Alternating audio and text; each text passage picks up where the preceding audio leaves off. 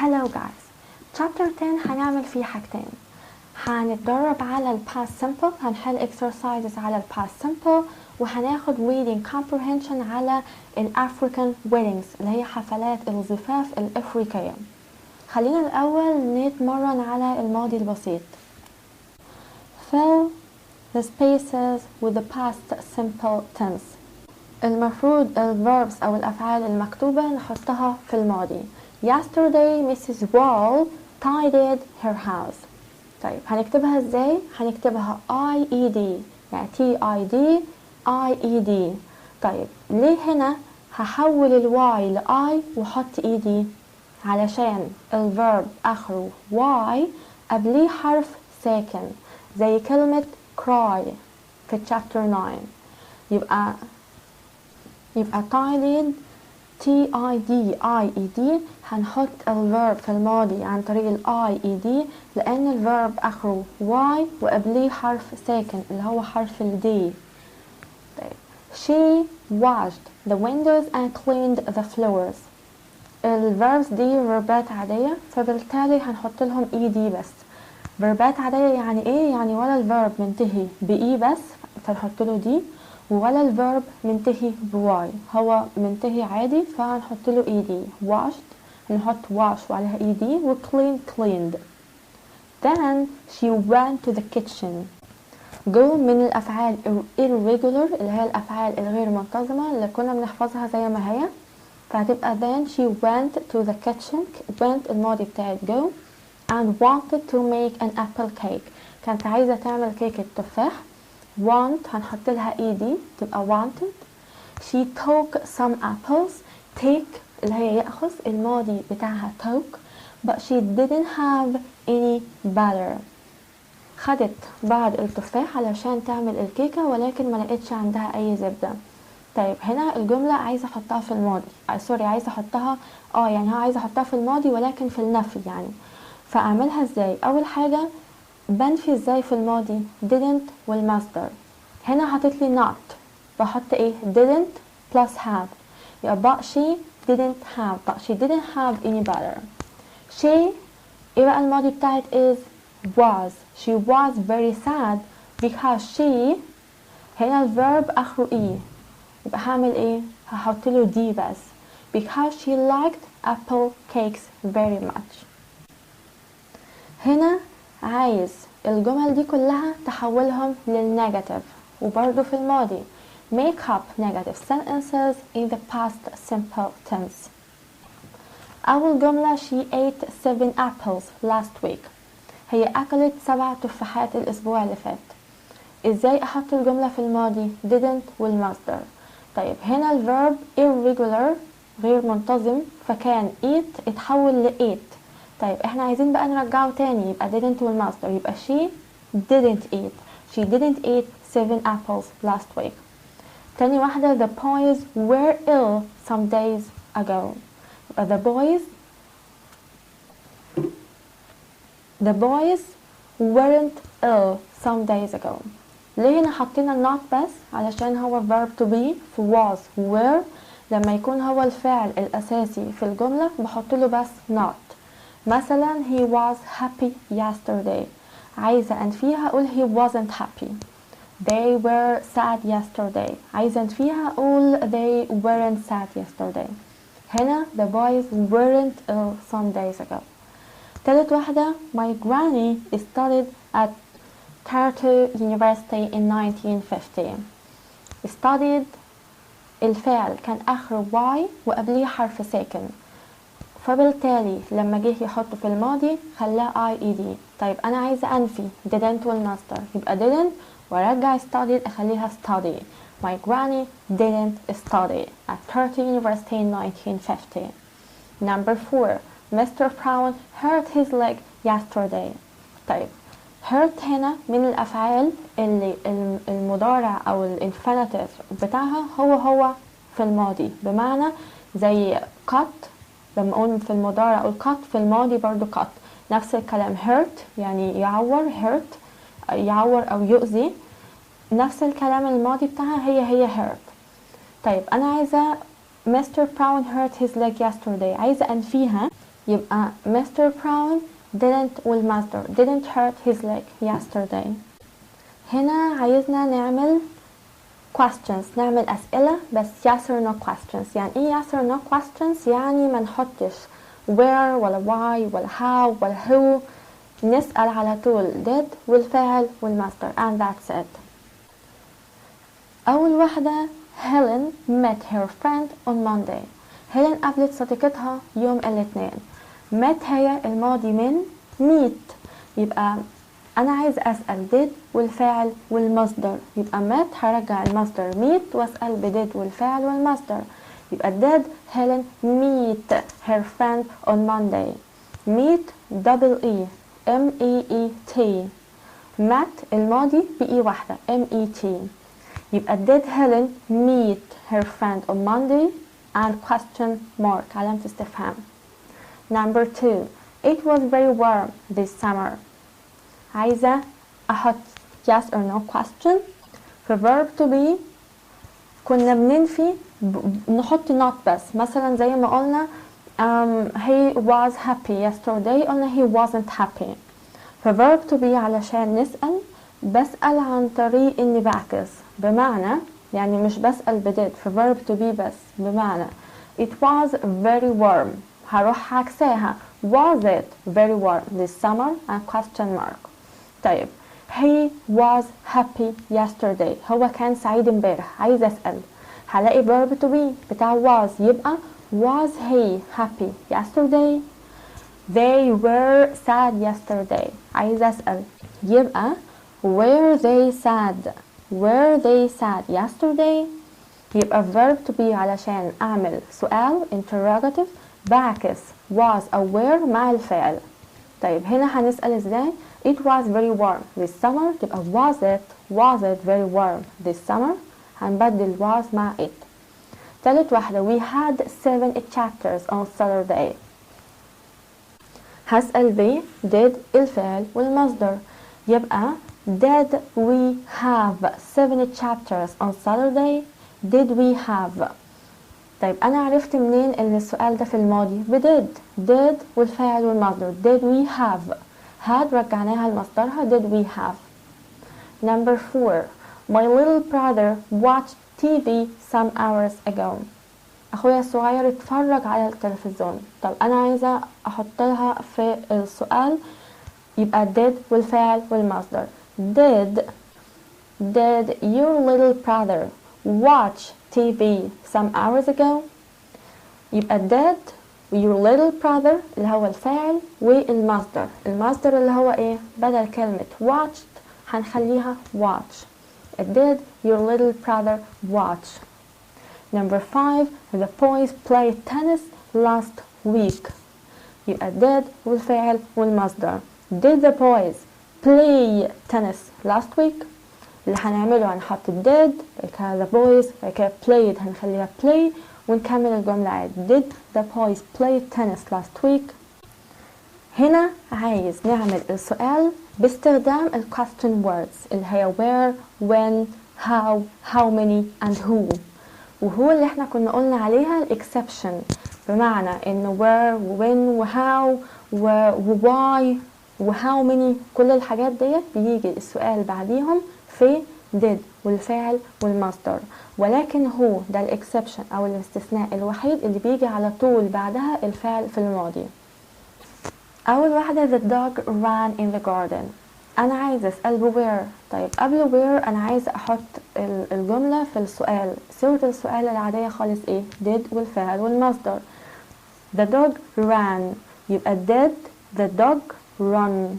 ran هي الماضي هحولها للمصدر run R-U-N، الماضي R-A-N ولكن المصدر R-U-N run. طيب did the dog run in the garden وحط قبلها where. أو where did the dog run and question mark، وطبعا هشيل in the garden لأن ده دي الإجابة، يعني دي الحاجة اللي بيسأل عليها، يبقى الجملة الإجابة where did the dog run. تاني واحدة he wrote the book last year. يبقى when did he write the book. طب ليه هشيل last year؟ لان دي الحاجة اللي هو بيسأل عليها، هو بيسأل when يعني متى، where يعني اين. طيب الجملة في الماضي he wrote، طب انا عايز اسأل يبقى did والفاعل والمصدر. did he write؟ when did he write the book؟ تالت واحدة he rode the bike very quickly. طيب rode دي الماضي، الانفينيتيف او المصدر بتاعها ايه؟ ride. طيب did والفاعل والمصدر. did he ride؟ how معناها كيف، يبقى how did he ride the bike؟ طبعا هشيل very quickly لان دي الاجابة. ازاي هو ساق العجلة بتاعته؟ بسرعة جدا very quickly. يبقى ايه الاجابة؟ الاجابة how did he ride the bike؟ number 4 she had 4 brothers. لما اجي اسأل هنا how many كذا، لما اجي اسأل how many معناها كم عدد. لما اجي اسأل how many بحط الحاجة اللي انا عايزة اعرف عددها بعدها ثم did والفاعل والمصدر. بمعنى انا عايزة اعرف هنا هي كان عندها كم اخ، فاقول how many brothers. how many brothers وبعدين did والفاعل والمصدر. how many brothers did she have؟ عملت ايه؟ حطيت الحاجة اللي انا عايزة اعرف عددها بعد how many وبعد كده السؤال العادي did والفاعل والمصدر. مثلا لو عايزة اعرف عندها كان عندها كام طفل، فاقول how many children did she have؟ how many apples، how many oranges، how many whatever. how many والحاجة اللي انا عايزة اعرف عددها. number 5 Kate washed the windows. عايز اسأل بهو، يبقى هو دي الاكسبشن. هل ينفع اقول who did Kate wash؟ of course not، يبقى غلط تماما. هو ده لازم يجي بعديها الفيرب في الماضي على طول من غير did والفاعل والمصدر. يبقى who washed the windows and the question mark علامة الاستفهام.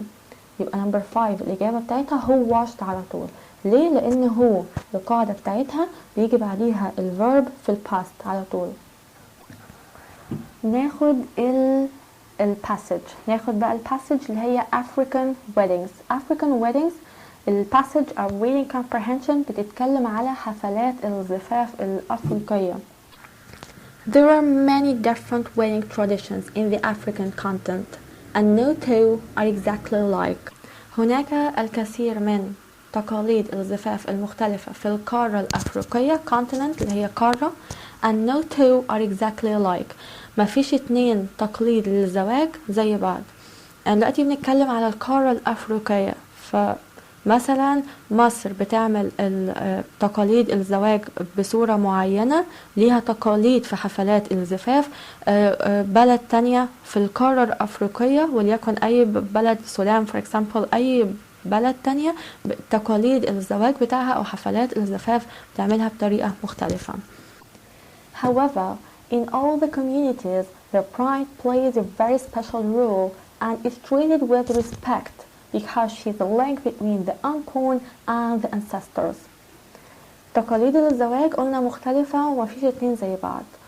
ومع ذلك في كل المجتمعات البرايد اللي هي العروسة plays a very special role، يعني دورها special يعني خاص مختلف تماما، هي الفوكس بتاعها، هي الأساس and is treated with respect، بتتعامل بكل احترام، يعني ده يومها بتتعامل باحترام، هي الأساس في حفلة الزواج because she is a link، هي اللينك ما بين الانبورن اللي هو البيبي، هي المفروض يعني هي اختصاص البيبي انها تجيب البيبي and the ancestors اللي هي الأسلاف، يعني هي ليها علاقة، وهي اللينك ما بين أبهاتها وأجدادها، وفي نفس الوقت الانبورن اللي هو البيبي لسه ما اتولدش. هيبدأ بقى دلوقتي يعرفنا على ال different wedding traditions، يقول لنا ايه التقاليد في حفلات الزواج المختلفة. أول حاجة الماساي people of Kenya، الناس اللي في كينيا for example give their daughters to men they don't know and who are much older than the girls. الناس اللي هم الأبهات في كينيا بيدوا بناتهم، يعني بيجوزوا بناتهم لرجالة ما يعرفوهمش وهم أكبر بكتير قوي من بناتهم. The bride is dressed in her finest jewelry. العروسة بتلبس أجود المجوهرات، أحسن المجوهرات اللي عندها. At the marriage ceremony، في حفلة الزواج، the father of the bride، بابا العروسة، spits on the bride's head as a blessing, and then she leaves with her husband walking to her new home. spits معناها يبصق. بابا العروسة بيبصق على راسها على انها blessing ان هو كمباركة ليها، بيبارك لها ان هو بيعمل كده. and then she leaves with her husband، بتروح مع زوجها لبيتهم. she never looks back fearing that she will turn to a stone. This can be a very sad and boring experience for the bride. ديت الطريقة التراديشن اللي هما بيتجوزوا بيه بتكون experience، تجربة boring جدا، مملة جدا، و يعني حاجة محزنة بالنسبة للعروسة اللي هي بتتراوح أصلا عمرها ما بين 13 ل 16 سنة. and may walk a long way to get to her new house. حتى مش بتركب حاجة للنيو هاوس أو بيتها الجديد مع جوزها، ولكن هي بيمشوا طريق طويل قوي علشان يروحوا بيتهم. In order to ward off bad luck, sometimes the women of the groom's family will even insult the bride. حاجة برضو من تقاليدهم التراديشنز الغريبة بتاعتهم، ان علشان ward off معناها to prevent to avoid، علشان يمنعوا سوء الحظ bad luck.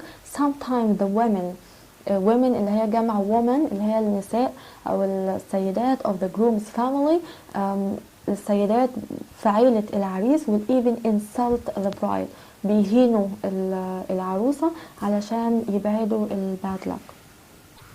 The Swahili people of Kenya، السواحلية في كينيا، bathe the brides in sandalwood oils and tattoo henna designs on her hands and feet. الناس في كينيا بيحموا العروسة بزيت خشب الصندل. العروسة أو البرايد المفروض إنها تستحمى كامل بزيت خشب الصندل، وبترسم like different designs أو designs مختلفة من الحنة فيها تاتو على إيديها وقدميها. A woman elder or sumo gives instructions to the bride on how to please her husband. السيدات الكبيرة في السن عن العروسة بيقعدوا يدوها نصايح، بيدوا العروسة نصايح إن إزاي ترضي جوزها وتسعده. Sometimes the sumo will even hide under the bed in case there are any problems. وأحيانا إن the sumo اللي هم السيدات الكبار اللي كانوا بينصحوا العروسة إزاي يسعدوا زوجهم، ممكن حتى يستخبوا تحت السرير في حالة إن وجد أي مشاكل. For the Sampro tribe، for قبيلة Sampro، the bridegroom has to prepare many gifts for the bride. العريس لازم إن هو يحضر العديد من الهدايا لعروسته. الهدايا ديت زي إيه؟ 2 goat skins، يعني لبس أو حاجة يكون فيه جلد الماعز. 2 copper earrings، حلقان تكون نحاسية. container of milk، لبن. a sheep، خروف. The marriage ceremony ends when a Paul enters a hut guarded by the bride's mother and is killed. حفلة الزواج بتنتهي لما التور بيدخل زي كوخ guarded by the bride's mother، يعني أم العروسة بتكون برا and is killed دي عايدة على البول اللي هو الثور. فهي عادات مختلفة وعادات غريبة شوية. كل قبيلة حتى من كلهم في كينيا، كل قبيلة أو كل ناس مجموعة معينة ليهم wedding tradition أو تقاليد الزواج مختلفة عن غيرهم. In Namibia، the Hempa people kidnap a bride before the ceremony. الناس هم اسمهم هيمبا في ناميبيا، بيخطفوا العروسة قبل حفلة الزواج بتاعتها وبيلبسوها in a leather dress، فستان جلد decorated with beautiful African jewelry. الفستان الجلد دوت مزين بمجوهرات جميلة جدا أفريقية. After the ceremony، بعد حفلة الزواج، she is brought into her father's house.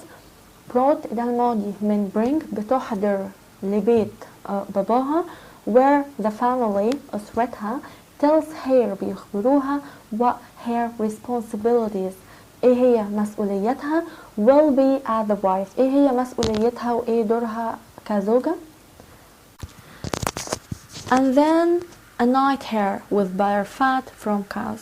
بعد كده أهلها anoint her معناها يدهنوها، يعني هي المعنى في الانجليش ان هم يحطوا زي زيت او مية على جسمها، فهي anoint her بيدهنوها بالbutter fat اللي هي